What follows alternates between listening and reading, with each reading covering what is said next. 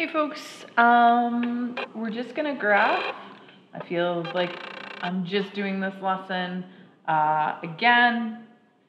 So we're gonna graph tangent graphs today.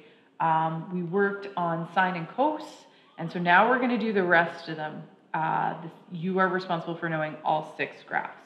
So we're gonna finish up with the first 3. We did sine and cosine. Now we're gonna do tangent. And tangent, as you can see, has a lot more data points. It's because we just don't have enough information if we go around the circle the way we did for sine and cos. So we're going to add a bunch more data points in. But I want to grab my unit circle for a second. And I want to just reiterate that anything with a denominator of 6, tan of any angle with a denominator of 6 is going to have a value of 1 over root 3. Now, it could be positive or negative, depending on what quadrant you're in. Any tan of an angle with a denominator of 4 has a value of 1. Because if you divide these two things, they're the same. So dividing something by itself gives you a value of 1. Anything with a denominator of 3, you're going to have a tan value of root 3. Now, whether you math it out every time or whether you memorize it, it's really up to you. But now we're going to add some values to it as well. If we come here, we remember that tan theta is equal to sine theta divided by cos theta.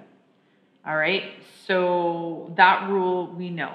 But if we come here at 0 pi, or 0 radians, and 360, or 2 pi, we're going to go ahead and we're going to say tan at this angle is going to be 0 divided by 1, which has a value of 0.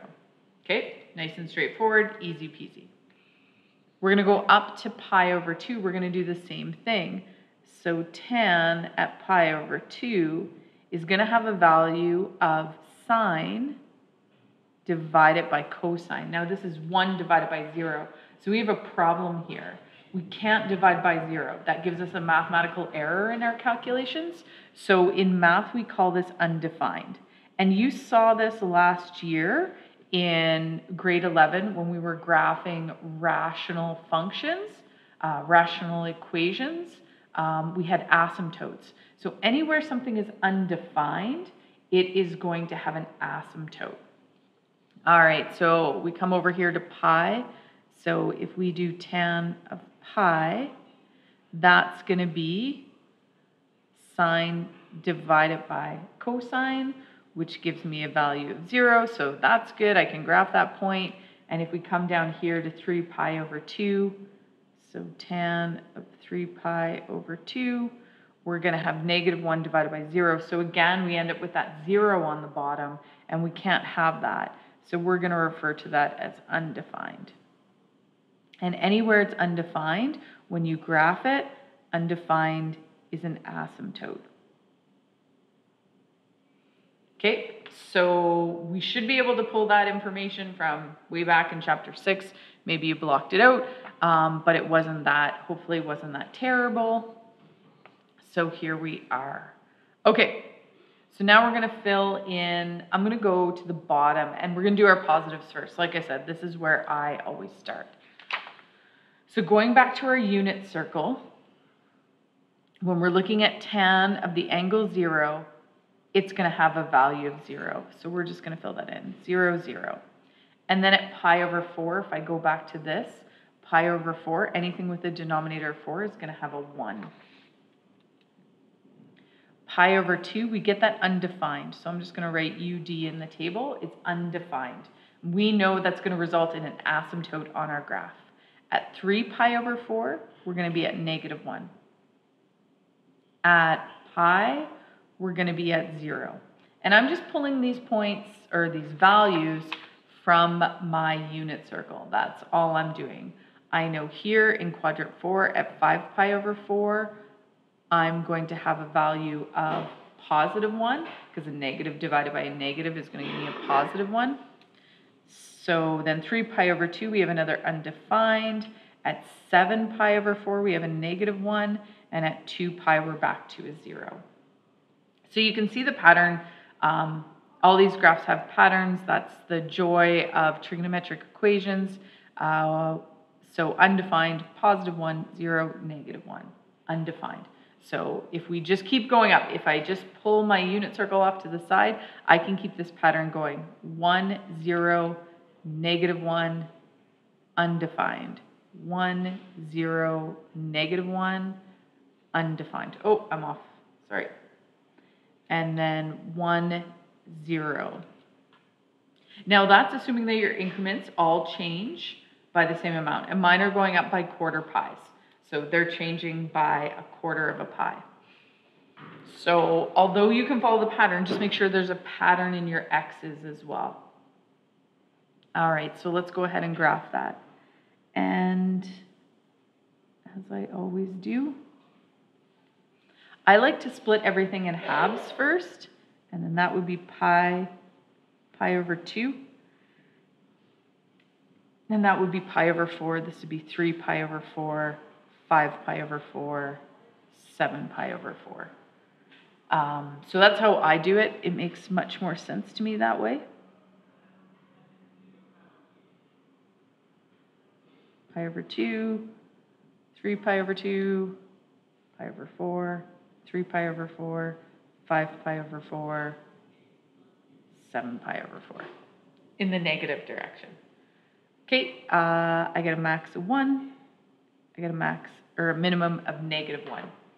So what I like to do first, ladies and gentlemen, is I like to lay down my my asymptotes.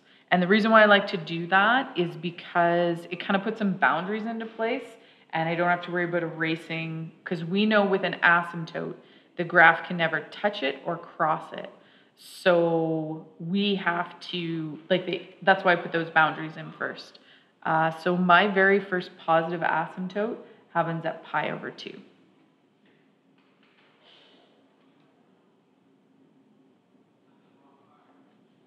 And my next one is going to happen at 3 pi over 2. I'm try to keep my lines as straight as I can. Last time when I did this lesson, all of them were wonky. So if I go in a negative direction, it's going to be negative pi over 2. And again, I'm just reading off my table of values. So if you're wondering where I'm getting these, I'm just taking it off my table of values.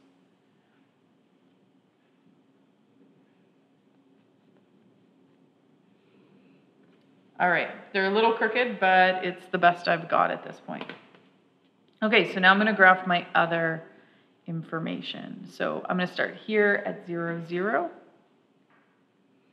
And then at pi over 4, I'm at 1. And then pi over 2, I have an asymptote, which I put in. 3 pi over 4, I'm at -1. At pi, I'm at 0. At 5 pi over 4, I'm at a +1. At 3 pi over 2, I have my asymptote in. At 7 pi over 4, I'm at a -1. And at 2 pi, I'm at 0. Now I'm going to go back and do my negatives. At negative pi over 4, I'm at a -1. I'm at an asymptote at pi over 2. At 3 pi over 4, I'm at a positive. At negative pi, I'm at a 0. At negative 5 pi over 4, I'm at a -1. Undefined again. 7 pi over 4, I'm at a +1. And negative 2 pi, I'm at a 0. Whew, that was a lot of graphing. So it follows that sinusoidal wave, but because we could connect the points, right? But that's kind of weird. We've got some sharp peaks and valleys, which is okay. We're going to find that we see that a bit. But we can't cross an asymptote. So the way these graphs go is your tan graph. And on your notes, ladies and gentlemen, just so you know, I created a handout here where all the graphs are listed. So you can, sorry to ruin the fun, but they're all graphed right here. Okay, so if you see the shape of this graph, it's not a straight line through the points. It is that nice smooth curve. And it kind of drags through that 0. But remember, you're approaching the asymptote. You're coming through your points. and you're approaching the asymptote on the other side. So your graph has to reflect that. You have to be approaching your asymptotes.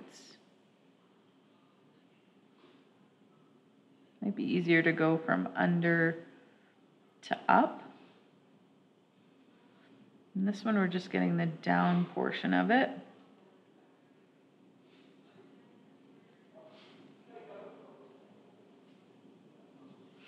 And this one, we're just getting the up portion of it because I have a restriction given there.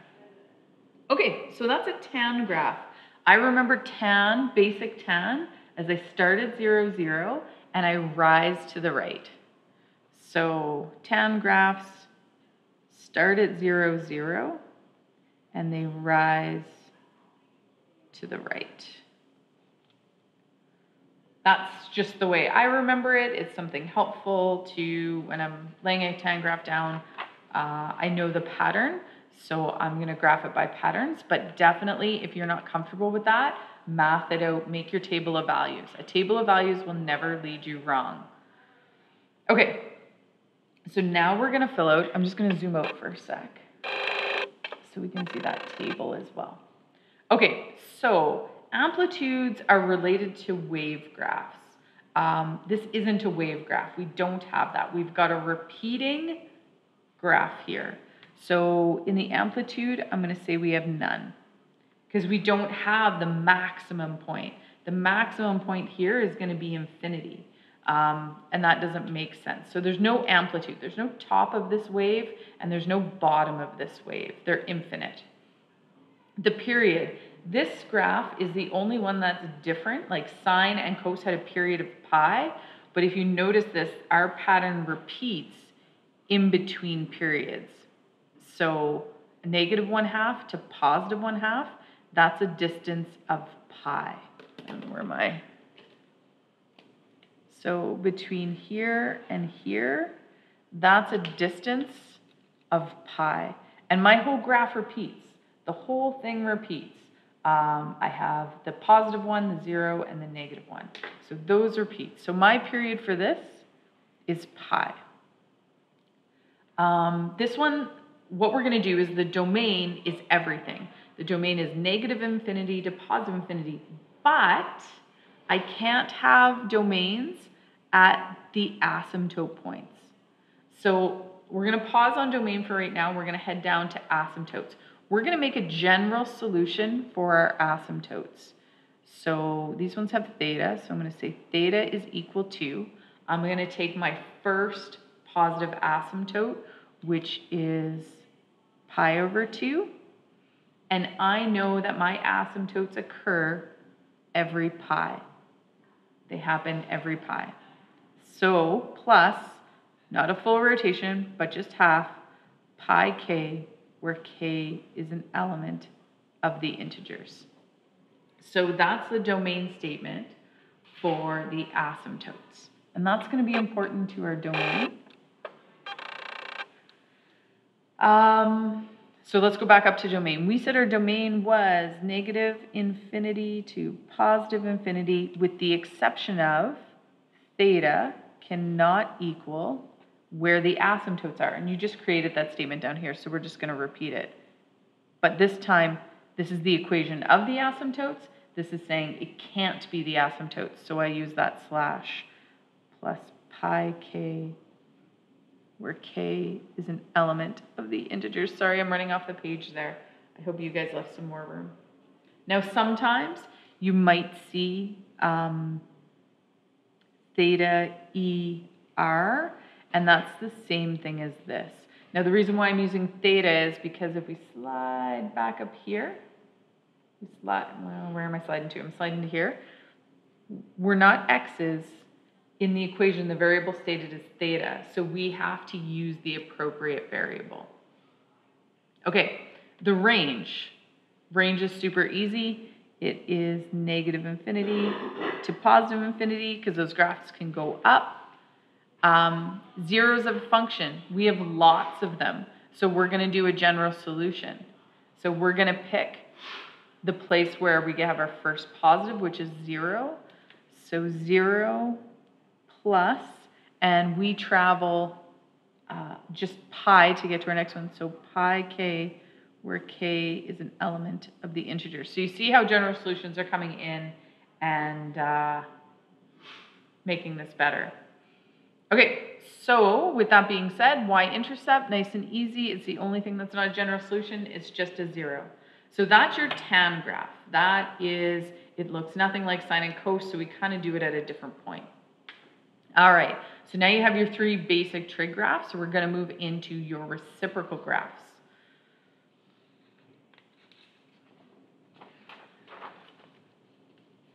All right, so this is important. All 6 trig graphs are fair game. Fair game on tests, fair game on quizzes, and we've also seen them on the exams. So each exam, you're going to have to graph a trig function. Sometimes it will be with transformations on it. So you need to know all 6. But if you know the first 3, you can math out the other 3. All right, so now let's jump into cosecant. And we know cosecant is the reciprocal function of sine, right? So what I did was I dropped the sine table on here. And this is where I screwed up in your note booklet, is I didn't put enough data points. So really all we're doing is we're reciprocating the y values. So if we reciprocate 0, that's going to be 1 over 0.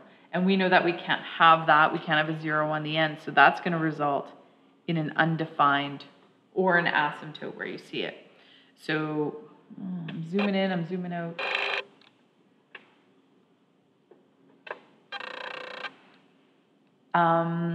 Negative 3 pi over 2 is 1, so that will reciprocate to 1. Anything that's a 0 is going to reciprocate to an undefined because that 0 will go on the bottom. Pi over 2 is still going to be a negative 1. Again, undefined, positive 1, undefined, negative 1, undefined. Oops. All right, so this is where I tried to be better, and I tried to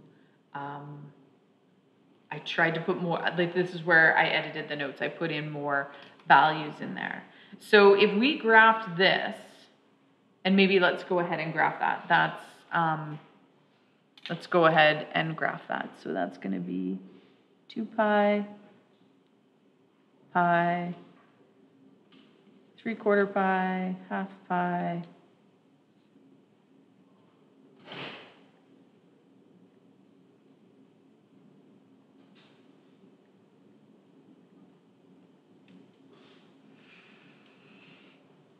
and so what I want to do is, okay, so what did I say? I said I'm going to put my asymptotes on first. So I know I'll have an asymptote at negative 2 pi. I'll have an asymptote at pi. I will have another asymptote at 0.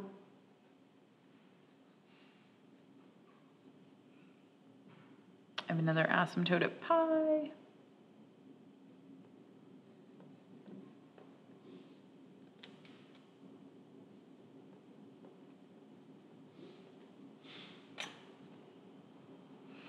Okay, so I've got my asymptotes on there.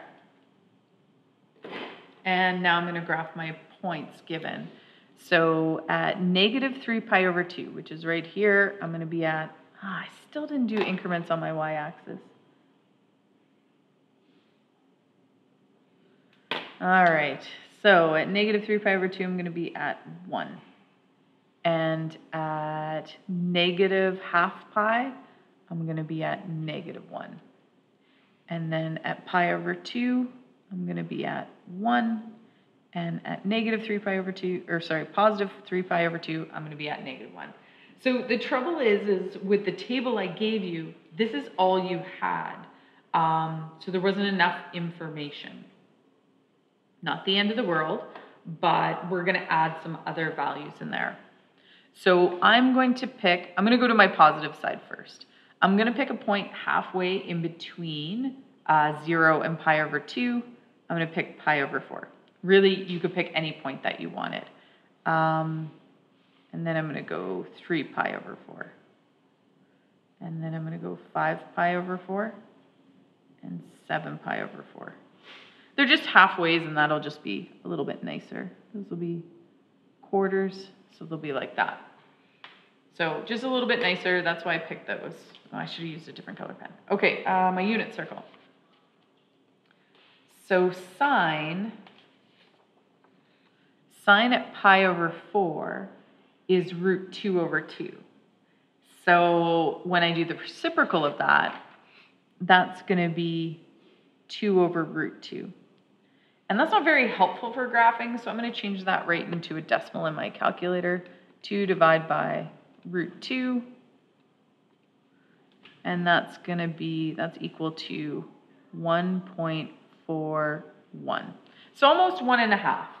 So that's more helpful for us. Okay. All right.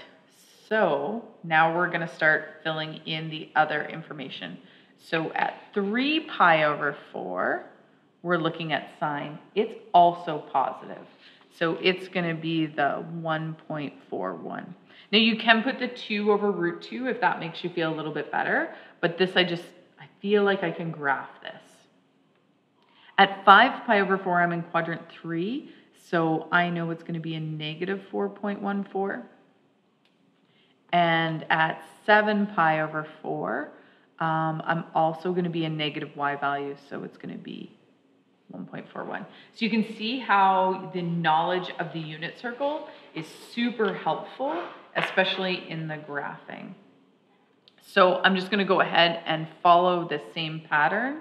So I'm going to go negative pi over 4, and then I'm going to have negative 3 pi over 4, negative 5 pi over 4, and negative 7 pi over 4.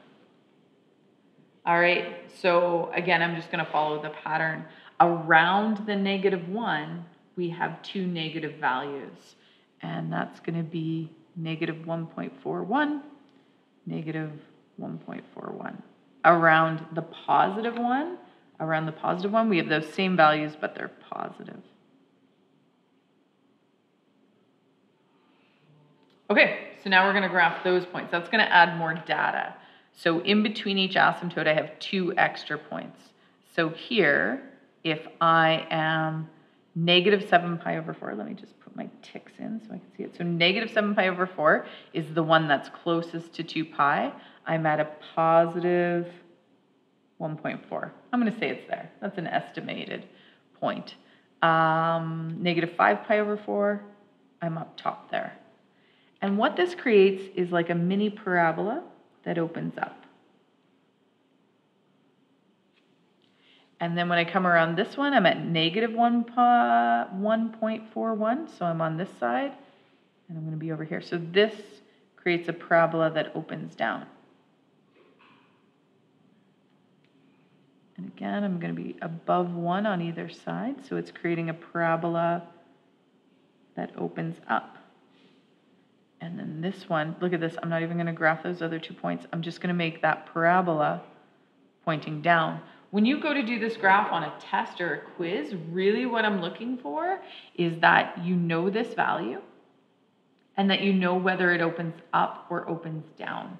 So negative ones are going to open down, positive ones open up. You don't need to put all these red pieces of data in. That's okay. I wanted to do it just so we could see it. And again, if you aren't comfortable with it, math it out and it will be helpful. Okay, so amplitude. Amplitude, again, we're on our way to infinity or negative infinity, right? So there's really no amplitude for this. So we're going to say none. Period. You guys are like, oh, between the asymptotes, that's a pi. And I would agree with you, because that's what we did on the tan graph, but we don't see the full graph if we just look at pi. Because in this section of pi, we see the up. but there's also a down. There's also the down. So up and down make one period. So the period on this is 2 pi, because it has to include both the up and down. If I only look at pi, I'm either getting an up or I'm getting a down. Both have to be included in the period. Domain. Last time we did domain, we did our equation of asymptotes first. So I'm going to do that again. So theta equals, it's the equation of the asymptote. So I'm going to use the equal sign. My very first one is at 0. My next one is at pi. And they happen every pi. So, and oftentimes you'll see this as,